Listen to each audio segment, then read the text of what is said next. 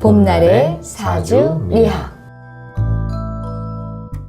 네, 안녕하세요, 자유 선생님. 네, 안녕하세요. 제가 처음 이렇게 사주를 좀 보러 왔는데, 네. 혹시 사주라는 게 뭘까요? 사주라는 거. 사주는 한마디로 말씀을 드리면 저는 인생의 지도라고 생각을 합니다. 인생의 지도요? 자연의 이치로 들어가 보면 장미꽃은 나는 장미꽃으로 태어날 거야. 요거까지만 아는 거예요. 그렇지만 어느 땅에서 어떤 비바람을 겪고 앞으로 어떻게 내가 열매를 맺고 꽃을 피울지는 모르는 거잖아요. 이 과정을 보여주는 게 사주다. 저는 이렇게 말씀을 드리고 싶습니다. 그래요? 근데 사주라는 게 어떤 분들은 좋은 사주를 갖고 태어났다 이렇게 얘기하시는 분들도 있고, 어떤 분들은 그렇게 좋지 않은 사주를 갖고 태어났다. 그러면은 약간 운명론의 입장에서 이걸 바라봐야 되는 건가요? 사주는 어떻게 보면 운명론이라는 말씀이 조금 더 와 닿는 게 그냥 얻어 걸리는 거거든요. 랜덤이에요, 랜덤. 그냥 갖고 랜덤이다. 태어난 지도인데 나한테 이 지도가 하나 잡혔어. 너는 이 지도의 방향대로 갈 거야. 이게 사주예요. 근데 이 사주 값이 100%라고 할 수가 없는 게 70% 값이라고 보거든요. 저는 70%. 네. 사주는 70%라는 값이 분명히 옛날 사자성어에도 나와 있어요. 운, 칠, 기, 삼. 운칠기삼. 네. 네, 들어봤죠. 이게 무슨 말인지 혹시 아실까요? 안피디님께서는.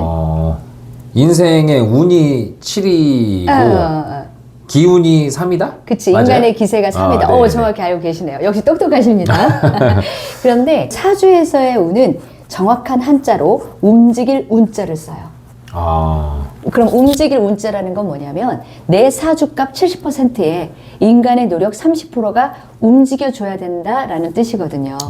그러면 이게 영어로 살짝 변환을 시키면 우리가 알고 있는 운은 럭키로 알고 있는데 네. 여기서 개념이 달라져요. 운은 do it. 내가 무엇을 하냐에 따라서 그걸 먹느냐 날리느냐.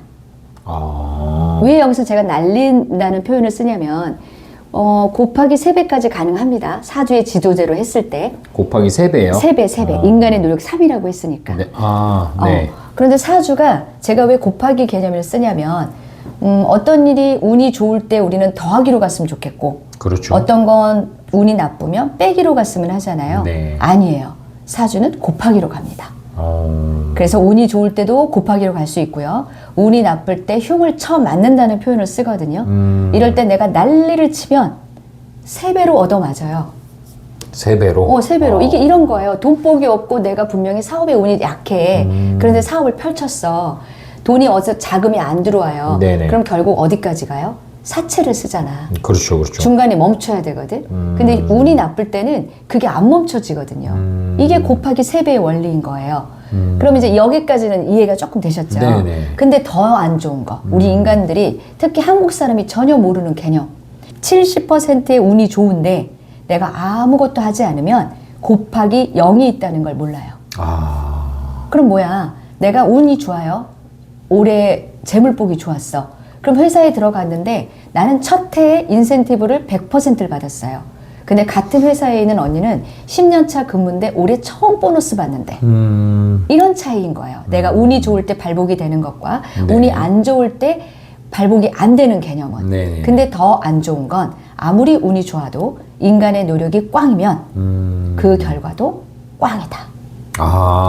그게 정리하자면은 아무리 운이 좋아도 결국에는 인간의 노력하는 그 노력값이 분명히 들어가야지만이 그게 곱하기 몇 배로 이렇게 바뀌어질 수 있다라는 얘기 말씀이시군요. 그럼요. 그러니까 70%가 기본값이면 내가 그냥 숨 쉬고 회사만 다녀도 네네. 70만 원 받아, 기본이. 그렇죠. 예. 근데 내가 노력을 했어. 그러니까 기본 단위만 그냥 예를 들자면 3배 노력을 하면 3배를 받는다는 뜻이에요. 그렇죠. 그러면 뭐 예를 들어 월 700을 받는 회사를 갔어. 근데 내가 3배의 노력을 하면 월 2100이 되겠네요. 그렇죠. 요런 개념이라는 거예요, 사주는. 그래서 내가 그 좋은 운에 활용을 하자.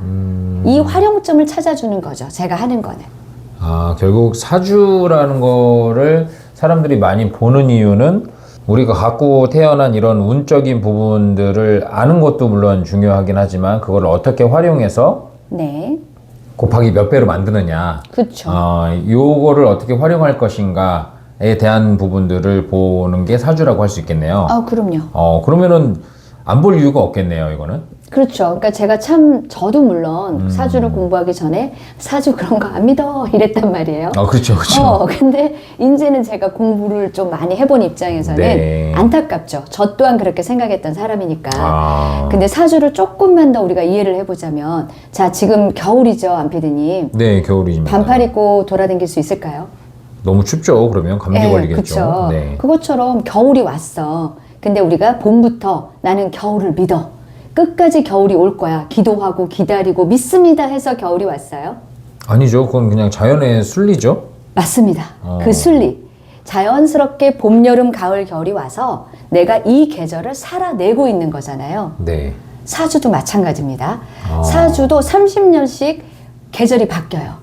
10년 대운도 있고요. 30년 대운도 있는데 사주의 만세력에서는 정확히 봄, 여름, 가을, 겨울 이 사람이 태어난 사주로 사계절을 산다 요 의미도 있거든요. 그럼 내가 태어나자마자 봄의 구간에 들어간 사람이 있고 태어나자마자 겨울의 구간에 들어간 사람이 있어요. 네. 그럼 겨울 구간을 맞이한 사람은 뭐를 해도 싹이 안 트겠죠. 이런 그렇죠. 원리로 보는 건데 방금 겨울에 내가 믿는 게 아니라고 했잖아요. 네. 살아내는 거라고. 예. 그럼 사주 또한 마찬가지예요. 내가 태어난 사주를 가지고 내가 지금 이 구간에 가을을 살고 있는지 여름을 살고 있는지 겨울인지 이걸 알고 겨울에 있어. 너무 추워. 그럼 파카를 준비해야겠구나. 이런 개념으로 보셔야 되는 거죠. 미리 대비할 수 있다라는 거 말씀이시네요. 그렇죠. 그러니까 사주를 믿고 안 믿고는 우리가 사계절을 나는 믿어 안 믿어라고 말하는 것과 저는 똑같다고 봅니다. 그러면 우리의 인생이 봄, 여름, 가을, 겨울 계절에 좀 비유를 할 수 있다라고 말씀을 하셨는데 네. 그러면은 우리가 보통 어느 계절이 좋으세요? 그러면 봄이나 가을을 좋아하고 너무 더운 여름이나 추운 겨울은 싫어하잖아요. 네. 그러니까 여기 사주에서도 같은 원리로 적용이 될까요? 네, 좀 비슷한 원리로 적용이 되는데요. 인간이 좋아하는 봄, 가을 좋아해요, 뭐 여름 좋아해요, 이 개념이 아니고요. 자, 아주 조금 간단하게 로직을 말씀드리면 네.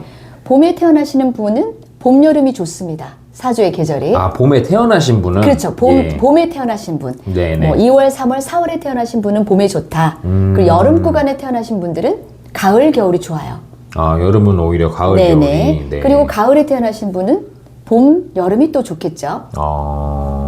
가을에 태어나신 분, 그다음에 겨울에 태어나신 분도 봄, 여름이 좋겠네요. 좋으시겠죠. 네, 요렇게. 그래서 이게 좀 복잡한 개념이 들어가는데 내가 태어난 계절 대비 좋은 계절의 구간이 어디이냐를 보시면 돼요. 그러니까 간단하게 말하면 이거죠. 겨울에 태어난 아이는 겨울 구간을 바로 살아. 깐난쟁인데 네. 뭘 할 수가 없겠죠. 이 아이가 좀 커야 되는 거야. 겨울 동안에 커서 봄, 여름에 뛰어나가 놀자. 이런 개념으로 좀 보시면 될 것 같아요. 그래요? 네. 신기하네요, 이게.